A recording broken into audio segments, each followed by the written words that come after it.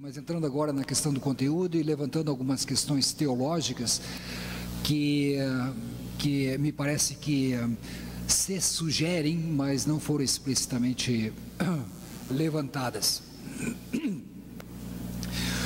Eu começo com uma observação semântica sobre aquilo que eu consegui registrar nas imagens que foram usadas durante esses dias aqui, na linguagem que foi usada durante esses dias. E é claro que eu estou fazendo isso a partir como eu já disse antes, a partir da perspectiva do meu próprio quintal, e sabendo que ninguém é universal fora dele.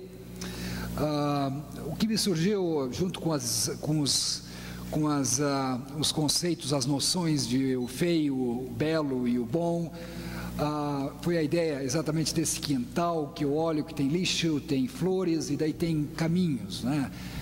E essas são as metáforas que eu poderia usar para descrever aquilo que foi designado como sendo a nossa condição, a fragmentação, o hediondo da experiência efêmera da cidade, por outro lado a sublimidade da arte, da atemporalidade da arquitetura, assim por diante, e o caminho que a liturgia apresenta, né? A maneira como a liturgia permite caminhar por meio desse jardim. Só que tem uma coisa, né, no meio disso, e essa é aquilo que me surpreendeu um pouco na composição geral do seminário, é que parece que tem uma pedra no meio do caminho, né? No meio do caminho tem uma pedra no meio do caminho. Drummond vive ainda. E mais ainda do que isso, eu acho que essa pedra aí tem o tamanho da Gávea ali fora, né? É enorme. E se eu estou certo naquilo que eu tentei analisar e apresentar aqui, a liturgia foi apresentada ou cumpriu o papel de ser uma mediatriz na relação entre a realidade fragmentária das cidades e a sublimidade da arte, usando as minhas metáforas, entre o lixo e as flores, entre o belo e o hediondo, entre a salvação e a perdição. E de fato a liturgia tem sempre sido definida como uma reatualização ou uma reencenação ritual e sacramental da economia do Deus triuno. Deixa eu desdobrar isso aí um pouquinho. A liturgia é vista como essa reencenação de como Deus reconcilia consigo o mundo, naquilo que na teologia clássica é chamada de taxis, que é uma palavra grega, de onde vem táxi também, né? Taxis, que quer dizer o processo de dispensação da salvação, ou a sequencialização da ação salvífica, né? Existe uma sequencialização da ação salvífica que vai do alfa ao ômega, do começo até o fim, o que a liturgia sacramentalmente reencena no seu rito. Ora, essa taxis, ou processo, que tem um início, um fim e um meio, e cuja duração é a duração do próprio cosmos, do alfa ao ômega, é na liturgia ritualizado de uma forma sacramental que se estende, e a extensão é importante, não existe culto imediato e instantâneo, que se estende pela duração do tempo litúrgico dentro da celebração, que também tem um início, um fim e um meio. Falando teologicamente, a liturgia pressupõe que entre criação e queda, de um lado, e o eschaton, o fim, de outro, existe um espaço, uma espécie de hiato, que deve ser preenchido pelos apropriados meios, os meios de salvação, que na liturgia são os mistérios, ou, em linguagem latina, os sacramentos. Se esse ato está aí, a liturgia então é natural, ela aparece, é convidada a ocupá-lo, a preenchê-lo com o rito, com a encenação do sagrado. tem mesmo que ocupar esse espaço. Apenas daí se discute como se ocupa esse espaço. E as discussões litúrgicas vão se dar em torno desse como se ocupa esse espaço, que já é um fato dado, que já é algo que está aí. Esta, eu acho que era a pergunta de ontem, nas apresentações dos nossos liturgos, nas apresentações de cada um deles. Esse espaço, esse ato era algo dado para Simei, para o Per, para o Pablo, mas ou muito me engano, ou o que ouvimos nos 2 dias anteriores é exatamente o contrário. Não pressupõe o mesmo pressuposto com que trabalhamos ontem, e me permita dizer, o mesmo pressuposto com o qual praticamos as nossas artes, a nossa liturgia, a nossa música, as nossas celebrações durante esses dias aqui. O que caracterizou a descrição da nossa situação foi exatamente a ausência deste ato, foi exatamente a ausência da mediação, até mesmo da possibilidade de uma mediação, a impossibilidade de um hiato dentro do qual se pode administrar esta mediação. O que a mim chamou a atenção e realmente me surpreendeu tremendamente é a maneira como fomos inundados por imagens na quarta e na quinta, descrevendo tanto o cotidiano citadino quanto a arte contemporânea como sendo a colisão, o colidir, o choque, o imbricamento entre os extremos, de forma que os dois se encontram numa relação imediata. Chocados, não há mais espaço entre os dois, há uma imediaticidade, não existe mais o hiato que permite que um faça a transição de um momento para o outro. Por exemplo, eu tomei nota dos seguintes, dos seguintes termos que foram usados, das seguintes coplas que foram utilizadas, ou binômios, contrastes semânticos que foram usados. E esse aqui foi o meu inventário que eu fiquei fazendo durante esses dias aqui. A imediaticidade entre o localizável e o não lugar, cidade e grota, a santa e o lobisomem. Essa foi uma imagem bem plástica, né? Quando John descreve que no momento há aquele estouro e aquela pessoa angelical que aparecia ali, imediatamente se transforma num lobisomem. O anjo e o demônio, o desinteresse e a paixão, todos colididos, a coletividade e o isolamento, a fragmentação e a globalização, a indiferença e as diferenças coexistindo ao mesmo tempo, silêncio e som, sagrado e profano, vida, morte, místico, vulgar, presença, ausência. Todos esses são parte desse inventário que eu fiz. Eu tenho certeza que vocês devem ter escutado outros ainda. Quando nós discutimos a cidade, por exemplo, houve entre os apresentadores quem visse essa colisão entre os extremos do binômio, dessas coplas, como algo negativo, como algo traumático na experiência urbana. O exemplo são os que Rolf mencionou antes, Regina Novaes e Joel Berman, tinha essa visão negativa. Ali está o problema. Eles identificavam isso como sendo parte da crise que estamos enfrentando. Por outro lado, havia certo otimismo na mesma avaliação, na mesma maneira de ver os sintomas. Havia um certo otimismo nas apresentações de John, do Pedro Novaes e também de Laan, naquele painel, em diferentes graus. Mas não há dúvida que todos concordavam, embora uns avaliassem positivamente e outros negativamente, todos concordavam com o sintoma. Os extremos colidiram, não existe mais espaço entre um e outro. Já na discussão sobre a arte, a questão foi tanto na caracterização da colisão entre os...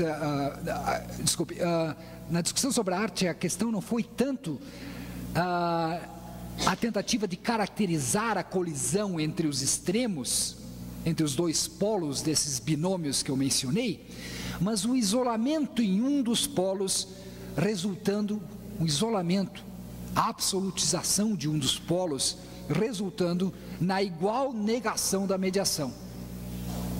Talvez a única exceção dentro desse quadro que eu estou pintando foi exatamente tanto a apresentação artística dirigida pela Rita, quanto a apresentação da Rita no painel aqui, onde ela encontrava um espaço de mediação, mas todos os outros que apresentaram naquele dia sobre a arte, isolaram o momento do sublime, do atemporal, do sagrado, do místico, do misterioso, do mistério e assim por diante, sem nenhuma mediação orgânica com a experiência do cotidiano, da contextualidade, do efêmero e assim por diante.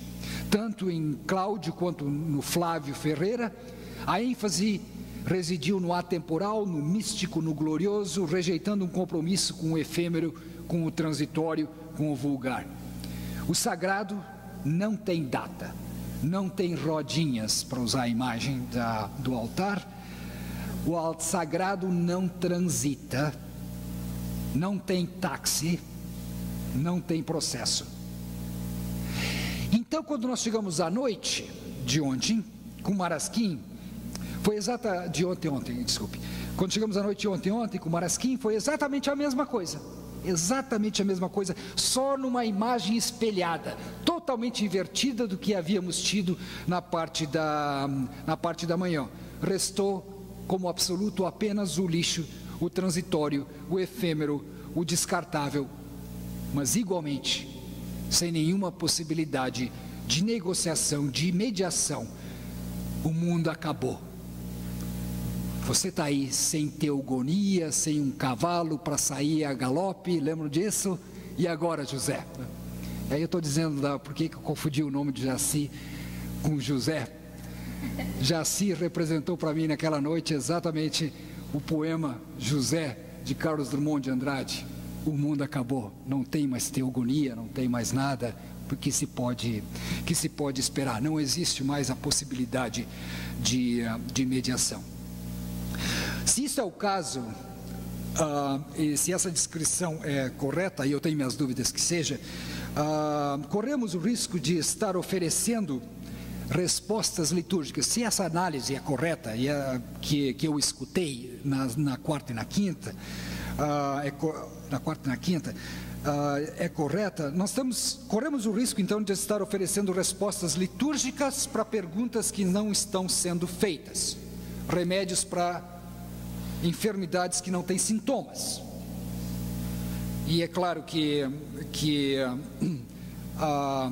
a gente tem que perguntar se isso é realmente uma avaliação correta, mas o que me surpreende é que não me pareceu conectado o que aconteceu na sexta-feira com o que havia acontecido na quarta e na quinta. A sexta-feira, onde a mediação litúrgica se apresentou, não construiu em cima, e isso não é uma crítica, é simplesmente uma observação, não construiu em cima ou não pressupôs aquilo que estava sendo proposto como o diagnóstico da condição, tanto da urbanidade quanto da arte. E esta situação que é descrita, eu gostaria de me demorar alguns minutos sobre isso. Essa situação que é descrita, o que nos foi descrita na quarta e na quinta, a situação de falta de mediação na percepção da realidade, da cultura, da religião, a isto se dá o nome, tecnicamente, de apocalipsismo.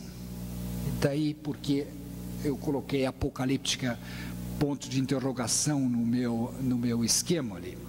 A apocalíptica da tradição judaico-cristã não é a suposição, como normalmente ou popularmente a gente tem, de que uma catástrofe cósmica está agendada para qualquer futuro, no ano 2000, ou quando quer que a gente decida marcar no calendário o Armagedon, né? A apocalíptica não é isso. A apocalíptica na tradição judaico-cristã, particularmente no período intertestamentário e durante o primeiro século da nossa era, é a convicção de que vivemos na iminência ou no ponto mesmo em que este mundo termina e um novo mundo começa. Aquele ponto que não tem mediação, aquele ponto que não tem espaço de transição e nem de negociação. Entre os que aqui falaram na quarta e na quinta-feira, nem todos tinham a cara do cavaleiro do Apocalipse, mas certamente esta era a mensagem que nos foi dada em jargão antropológico, sociológico, filosófico, estético ou o que seja. E no Apocalipse não tem liturgia. Por definição, na apocalíptica não existe liturgia. Porque não se sabe nem mesmo se existe qualquer trânsito entre a perdição e a salvação, ou entre a salvação e a perdição. Os dois coincidem, os dois estão colididos. Então, o que isso significa para a liturgia? Se a gente levasse a sério, ou tivesse realmente aceitado a agenda que nos foi colocada na quarta e na quinta-feira, o que isso implicaria para a liturgia seria a impossibilidade de assumir que aquele ato do qual eu falava antes era algo naturalmente dado, que a liturgia agora está convidada a preencher. Então a pergunta é: se a gente tivesse, esse é o cenário que eu gostaria hipoteticamente de pressupor, se, o que não aconteceu, se nós tivéssemos aceitado a descrição da realidade da quarta-feira e do caráter da definição da arte que nos foi dada na quinta, como o sublime, como o majestoso e o glorioso, como o atemporal, para usar uma linguagem mais neutra, qual que seria a possibilidade da liturgia? Eu acho que haveria dentro desse cenário 3 possibilidades para a liturgia. A primeira seria entregar os pontos e entrar num projeto. Vocês vão reconhecer isso como, de fato, propostas viáveis que estão aí ao nosso redor. Então, entregar os pontos e entrar num projeto mercantilista de benefícios e custos imediatos. Uma cura por um tanto, uma absolvição por uma indulgência, ou a salvação por um espetáculo, e por aí afora. Quer dizer, é o desaparecimento da liturgia como tal, se assumíssemos as consequências daquilo que foi nos proposto como sendo o quadro da realidade em que nos encontramos. A segunda possibilidade dentro desse quadro seria resistir com um programa minimalista, para a teologia. E eu acho que esse programa minimalista para a teologia, que é um programa de resistência, ele existiu. A apocalíptica foi muito importante na formação da teologia cristã, que está um dos dados mais importantes. Um teólogo, Ernst Käsemann, descreve a apocalíptica como sendo a mãe da teologia cristã, até mesmo. Ela teve um papel muito importante, mas ocasional apenas no desenvolvimento da teologia. Foram poucos os momentos em que a apocalíptica teve alguma contribuição marcante para a teologia, não obstante importante, ainda que pequenos e não por períodos muito extensos. Existe um documento que se reporta a esse período apocalíptico, chamado o Testamento de João, que é um documento apócrifo, certamente apócrifo, mas não vem ao caso, foi recoletado por São Jerônimo. E ele nesse documento, que assim como São Jerônimo reescreve a partir da tradição, conta que no contexto apocalíptico da comunidade de Jerusalém, que era uma comunidade formada no meio apocalíptico do primeiro século, João era o liturgo da comunidade, assim a tradição mantinha, era o pastor da comunidade de Jerusalém, seu liturgo. E como diz a tradição, João viveu até uma idade muito avançada, e dizia esse documento que à medida que João ficava velho, mais fraco e mais enfermo, os cultos diminuíam de tamanho e as suas homilias se reduziam a quase nada. e cada vez mais fraco, dizia João, e fazia orações sempre menores e homilias cada vez mais pequenas, até que chegou o ponto em que ele, visivelmente fraco e abatido, enfermo, simplesmente dizia: filhinhos, amai-vos uns aos outros. E isso era tudo. Mas então sucede que de repente João tem uma melhora e volta a um certo vigor novamente, está forte, disposto de novo. No entanto, a única coisa que ele tem a dizer à comunidade reunida é isso: filhinhos, amai-vos uns aos outros. E os outros discípulos, intrigados com a sumaridade dos cultos joaninos, pergunta a João: a gente pensou que você não tinha força para fazer mais nada do que isso. E ele disse: isso é a única coisa que realmente importa.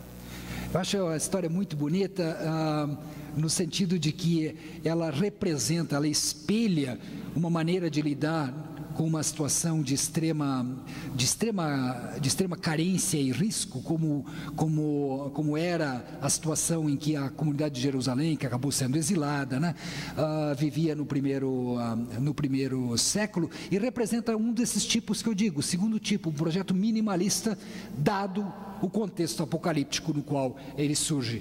Tentar abrir uma brechinha pequena na colisão entre os extremos e criar um espaço mínimo de mediação onde praticamente não existe nenhuma possibilidade. Filhinhos, amai-vos uns aos outros. A isso se resume a possibilidade litúrgica, a possibilidade da mediação.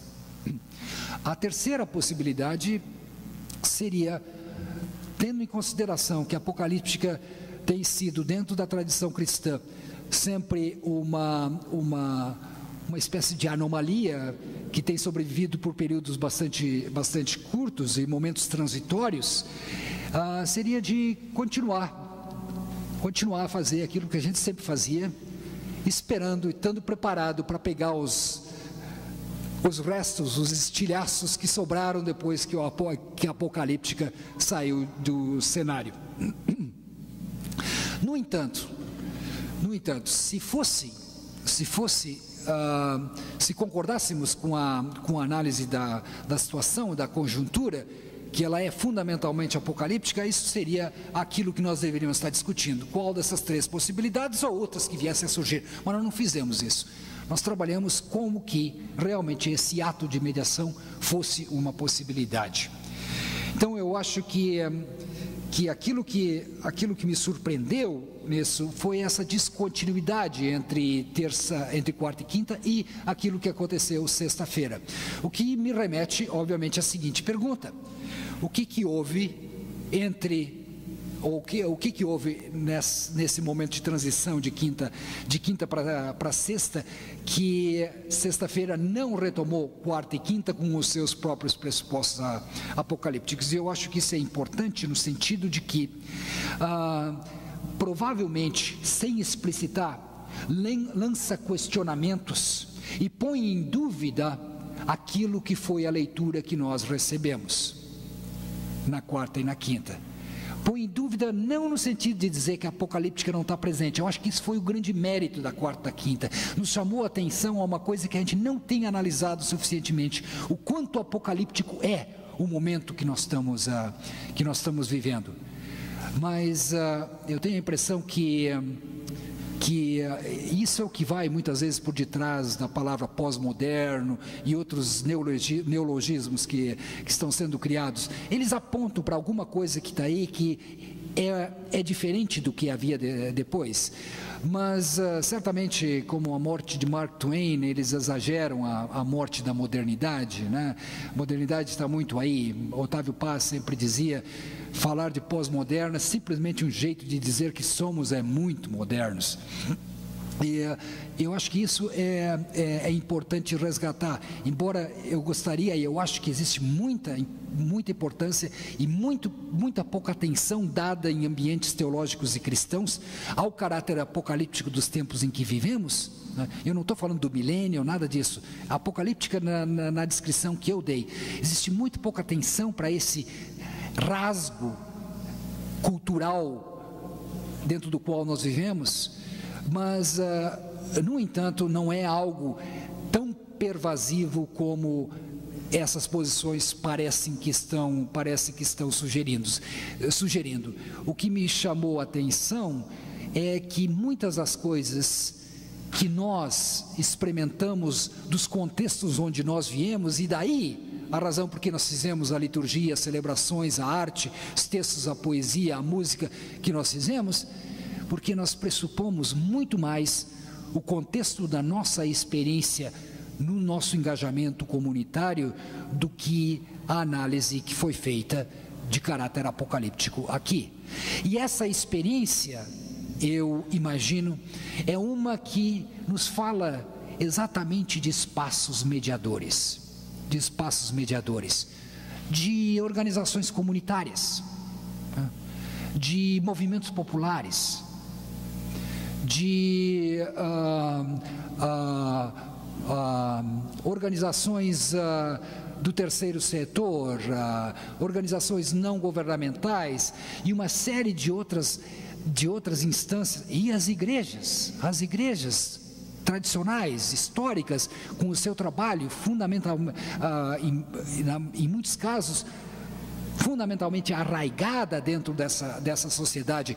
Todos esses elementos passaram na quarta e na quinta-feira sem sequer serem mencionados. E daí não é uma surpresa que o resultado, na ausência de todas essas entidades mediadoras, e novamente aí, creio que o trabalho da Rita foi destoante na apresentação, no sentido de que não foi de caráter apocalíptico, porque apresentou uma instância mediadora dentro da sociedade, mas os outros casos não estavam lá. Então não é surpreendente que, na ausência de qualquer testemunho, no sentido de mostrar essas possibilidades de mediação e a existência real dessas mediações, que o resultado tenha sido essa visão apocalíptica, né, em que se colidem os extremos e não existe mais possibilidade de administrar o hiato entre a fragmentação do mundo e a promessa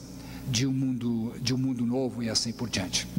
Então, essa é a minha observação a respeito do conteúdo, do que estava acontecendo, o que aponta, eu repito mais uma vez, o que aponta ao fato de que realmente me pareceu muito interessante que o que nós fizemos aqui em termos de liturgia, tanto nas apresentações como na prática litúrgica em que nos engajamos aqui, que a gente foi capaz de fazer isso, apesar, não por quê, mas apesar da perspectiva apocalíptica que fundamentalmente, basicamente, negaria essa possibilidade. Nós estaríamos numa situação completamente diferente se a gente tivesse realmente se atido à agenda que nos foi dada na quarta e na quinta-feira, o que é, eu acho que uma expressão de grande otimismo que a gente foi capaz de resgatar a partir da própria experiência do nosso engajamento com as mediações nas sociedades, na cultura, nas igrejas das quais nós viemos. Foi dali que nós tiramos a inspiração para trabalhar no texto litúrgico. Eu lembro, por exemplo, da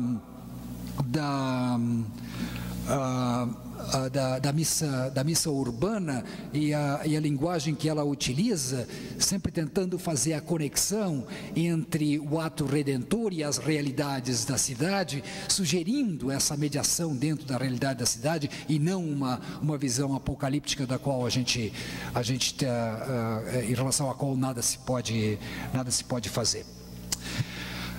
Meu último ponto, rapidamente, eu simplesmente vou pontuar algumas rasuras ou algumas ausências que eu encontrei no texto desse seminário. E basicamente o que eu tenho a dizer aqui, eu acho que são dois pontos apenas. E poderia ser elaborado, de fato, um deles, o Rolf já chamou a atenção essa manhã. O primeiro é esse primeiro.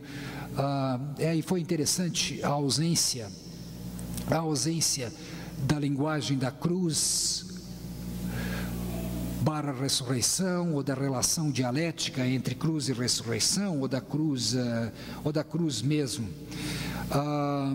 E talvez isso tenha sido uma das consequências da visão apocalíptica que nos foi dada, que não nos proveu, não nos deu, não nos legou uma linguagem sobre a qual falar desse momento de transição entre a realidade da fragmentação, da morte do corpo quebrantado e da possibilidade da afirmação de um momento de ressurreição.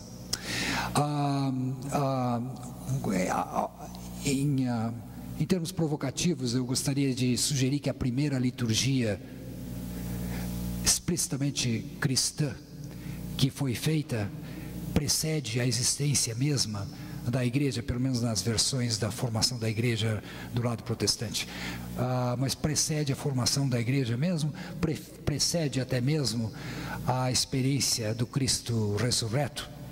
Eu lembro da história de Lucas 25, onde após a morte Jesus é colocado no túmulo e as mulheres que estavam ao pé da cruz vão até o túmulo, diz o texto, vão examinar onde é que foi colocado aquele corpo. E a história continua dizendo, e daí elas foram para casa. E o que elas fizeram?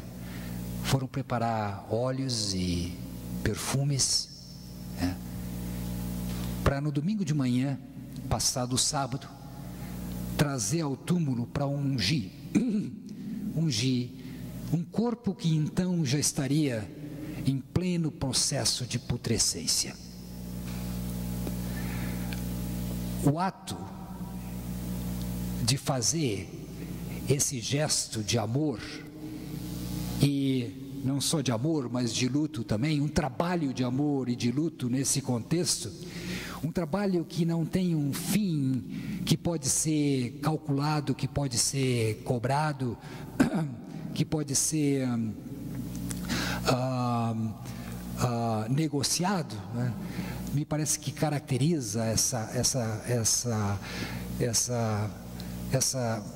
expressão da liturgia como a reencenação de um ato maior, e o ato maior de Deus mesmo se entregar a si próprio ou a si própria para a realidade deste mundo, um ato de ungir um corpo simplesmente por amor, por dádiva, sabendo que no máximo o que ganhariam de volta seria o odor da putrefação da carne.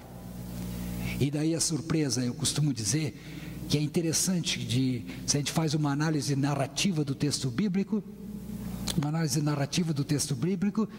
se não fosse por essas mulheres, o cristianismo não seria uma religião que se embasa na afirmação radical da ressurreição da carne, do corpo, da physis, da natureza que se restaura. O cristianismo seria uma religião que estaria embasada na noção de reaparição, não ressurreição. Reaparição é o testemunho da ausência da tumba vazia que possibilitou esse tipo de afirmação radical que está no cerne do próprio cristianismo. Então esse drama que acontece, a palavra não é a melhor, mas essa liturgia que acontece entre a morte e a ressurreição, nesse trabalho de amor e luto, é realmente aquilo que dá fundamentos e base àquilo que é a reencenação ritual e litúrgica, dentro da qual nós, sempre de novo em nossas celebrações, tentamos reencenar aquilo que Deus fez ao mundo, tornando-se um ser humano que é assassinado.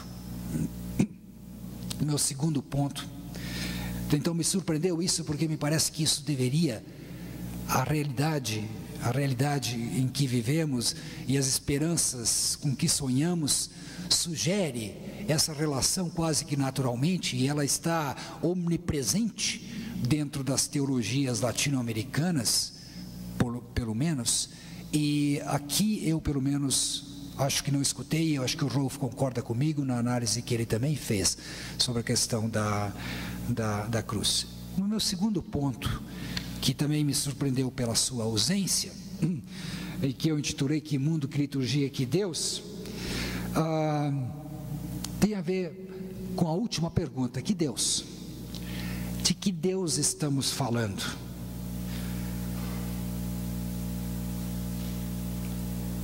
Implicitamente, a questão está dada na própria liturgia, como a reencenação, a reatualização daquilo que é a relação de reconciliação de Deus do processo, da sequencialização da relação de Deus com o mundo, daquilo que eu chamei antes de táxis, mas nunca foi explicitamente colocada. Abordada nas apresentações e discussões, ela não foi. Foi, no entanto, nas celebrações, como eu mencionei antes, na missa urbana, onde a relação, onde o questionamento de que Deus é esse para a realidade dessa cidade está colocado, ou então na bela música que a gente cantou algumas vezes e que eu entendo foi composta aqui, né, que pergunta: Senhor, onde está nessa cidade? E fala de estar debaixo da ponte, do menino que vira ladrão e da mulher que faz o que tem que fazer, aquilo que não quer, né? Ali está, a pergunta tem um caráter retórico, né? Ali está Deus. Então ali apareceu o questionamento da identidade de quem é o divino de que falamos, mas não foi discutido, não foi tematizado entre nós essa pergunta.